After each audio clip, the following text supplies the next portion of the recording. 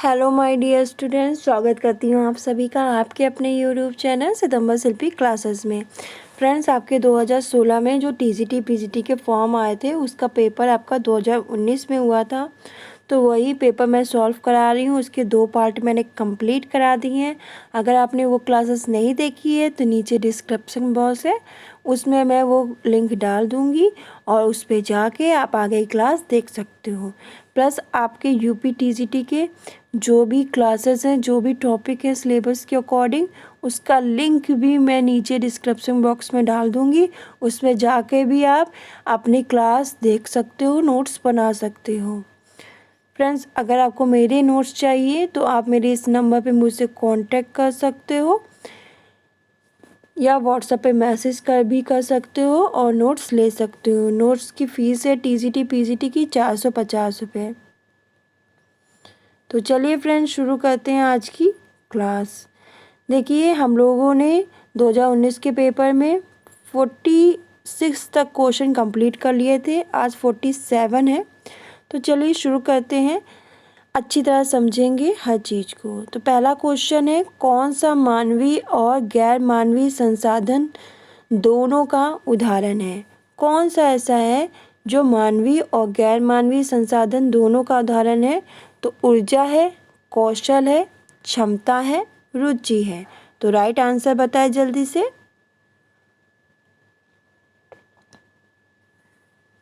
Right answer क्या होगा? कौन सा मानवीय और गैर मानवीय संसाधन दोनों का उदाहरण है? तो राइट आंसर है ऊर्जा, एनर्जी। तो देखिए, जो ऊर्जा होती है, एनर्जी होती है, वो मानवीय और गैर मानवीय संसाधन दोनों का उदाहरण है। व्यवस्था की परिभाषा में संसाधनों का महत्व स्पष्ट रूप से हमें देखने को मिलता है। अपने उपलब्ध साधनों के उपयोग के द्वारा कोई व्यक्ति या परिवार अपने निर्धारित लक्ष्यों की क्या करता है? प्राप्ति करता है। जो निर्धारित लक्ष्य हैं उनको वो प्राप्त करता है।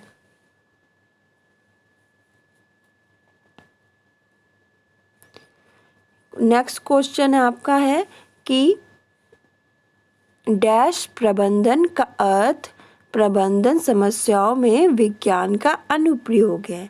डैश प्रबंधन का अर्थ प्रबंधन समस्याओं में विज्ञान का अनुप्रयोग है। तो ये समस्या है, हल है, वैज्ञानिक है, कलात्मक है, क्या है? तो डैश प्रबंधन का अर्थ प्रबंधन समस्याओं में विज्ञान का अनुप्रयोग है। तो ये हमारी समस्या है। तो राइट आंसर क्या हो जाएगा? ए। तो समस्या प्रबंधन का अर्थ प्रबंधन समस्याओं में विज्ञान का अनुप्रयोग है।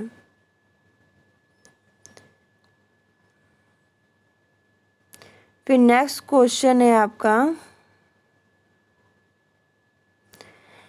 डैश का निष्पादन पे व्यवहारिक प्रयोग में संयुक्त परिचित ज्ञान के रूप में परिभाषित किया जाता है। का निष्पादन पे व्यवहारिक प्रयोग में संयुक्त परिचित ज्ञान के रूप में हम परिभाषित करते हैं अनाड़ीपन, कौशल, अक्षमता, बेवकूफ़ी। कार्य निष्पादन पे व्यवहारिक प्रयोग में संयुक्त परिचित ज्ञान के रूप में हम परिभाषित करते हैं अनाड़ीपन को, कौशल को, अक्षमता को, बेवकूफ़ी को। तो राइट आंसर बताएं। तो राइट आंसर है इसका बी, कौशल। तो कौशल का निष्पादन पे व्यवहारिक प्रयोग में संयुक्त परिचित ज्ञान के रूप में परिभाषित किया जाता है।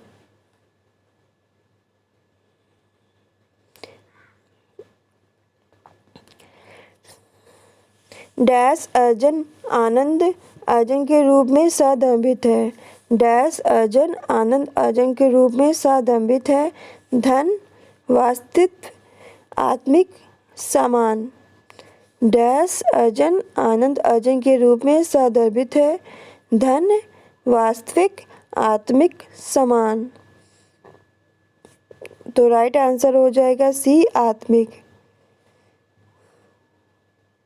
फिर है नेक्स्ट क्वेश्चन, वृद्धावस्था में आर्थिक असुरक्षा को घटाया है।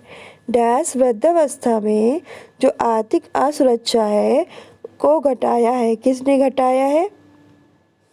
मजदूरी ने, वेतन ने, सेवाओं ने, बचत ने। वृद्धावस्था में आर्थिक असुरक्षा को घटाया है। मजदूरी ने, वेतन ने, सेवाओं ने, बचत ने। तो राइट आंसर आ जाएगा डी, बचत ने। तो बचत वृद्धावस्था में आर्थिक असुरक्षा को घटाया है। देखिए, बचत वृद्धावस्था में आर्थिक असुरक्षा को घटाता है। बचत व्यक्ति आय का वह भाग है जो भविष्य की आवश्यकताओं की पूर्ति हेतु बचाकर रखा जाता है, अर्थात कुल आय व्यय से व्यय को घटा देने से जो शेष बचता है वो हमारा क्या कहलाता है? सेविंग, हमारी बचत कहलाती है।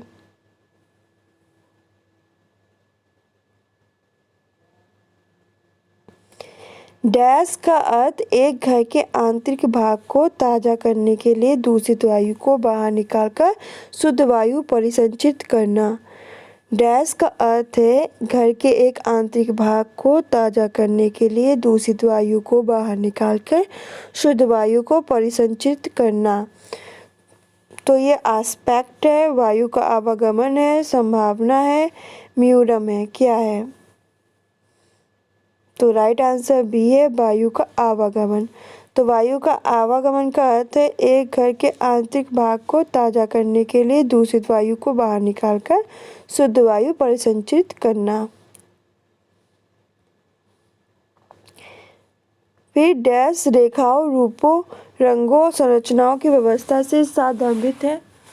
डैश रेखाओं, रूपों, रंगों और संरचनाओं की व्यवस्था से साधर्मित है। रूप, आकृति, सामंजस्य, डिजाइन।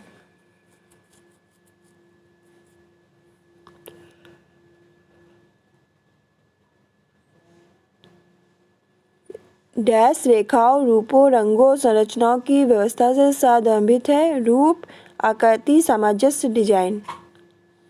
तो राइट आंसर हो जाएगा इसमें डिजाइन। तो देखिए, डिजाइन रेखाओं, रूपों, रंगों, संरचनाओं की व्यवस्था से साधर्मित है। डिजाइन जो है वो क्या है? देखिए, डिजाइन रेखा, रूप, रंगों और संरचनाओं की व्यवस्था से साधर्मित है। डिजाइन चुनाव व्यवस्था की आधारभूत योजना है जिसमें कुछ आकारों और स्वरूपों को इस प्रकार क्रमबद्ध वितरण और स्थापना होती है ताकि सजावटी प्रभाव उत्पन्न हो।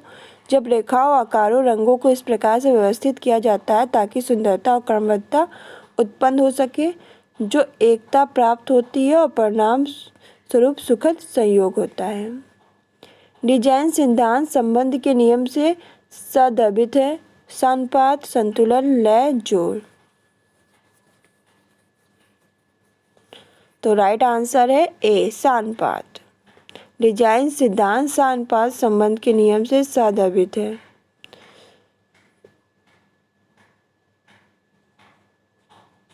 तो डिजाइन सिद्धांत सानुपात संबंध के नियम से साधर्मित है। सानुपात का सिद्धांत सभी अन्य सिद्धांतों का आधारभूत सिद्धांत है। इसे समझने के लिए हम यह कल्पना करें कि एक मनुष्य जिसे हमने कभी भी नहीं देखा वह उस कमरे में प्रवेश करने वाला है जिसमें हम पहले से बैठे हैं। उसे देखकर हम यह जानना चाहते हैं कि वह लंबा है या ठिगना है, मोटा है या पतला है। हम यह कह सकते हैं कि बिना अधिक सोचे हम उस व्यक्ति की ऊंचाई और चौड़ाई के अनुपात पर विचार करेंगे और उसकी ऊंचाई और वजन की तुलना कमरे के दरवाजे और फर्नीचर से करेंगे। गद्दा युक्त पृष्ठ वाले फर्नीचर को कहते हैं ड्राइवर, मेज, कुर्सी, अपहोल्स्ट्री। गद्दा पृष्ठ वाले फर्नीचर को कहते हैं क्या? ड्राइवर, मेज, कुर्सी, अपहोल्स्ट्री। तो राइट आंसर डी, अपहोल्स्ट्री।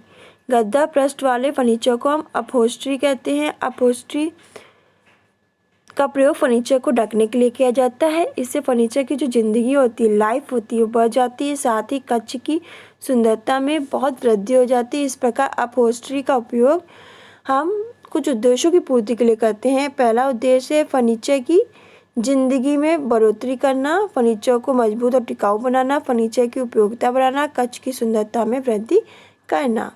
फिर नेक्स्ट है डैश पदार्थ की स्पर्शनीय पृष्ठ गुरुत्वाकर्षण है। संरचना भ्रम प्रभाव वस्तु। डैश पदार्थ की स्पर्शनीय पृष्ठ गुरुत्वाकर्षण है। तो राइट आंसर संरचना पदार्थ की स्पर्शनीय पृष्ठ गुरुत्वाकर्षण है।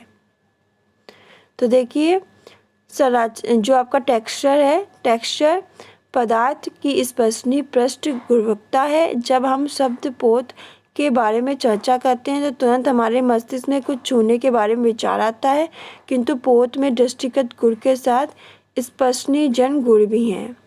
यदि आरएच धनात्मक व्यक्ति आरएच ऋणात्मक व्यक्ति औरत से विवाह करता है तो परिणाम भूण होगा। क्या होगा? धनात्मक होगा, ऋणात्मक होगा, मृत प्रसव होगा या परिपक्व पूर्व होगा। यदि आरएच धनात्मक व्यक्ति आरएच ऋणात्मक औरत से विवाह करता है तो परिणाम क्या? परिणाम भूण होगा। कैसा?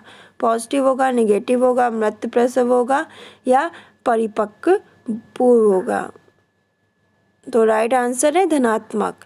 यदि एक आरएच धनात्मक व्यक्ति आरएच ऋणात्मक औरत से विवाह करता है तो परिणाम भूण धनात्मक होगा। तो फ्रेंड्स आज की क्वेश्चन आंसर की जो श्रृंखला है समाप्त होती है। नेक्स्ट क्लास में कुछ नेक्स्ट क्वेश्चन लेकर आएंगे। धन्यवाद।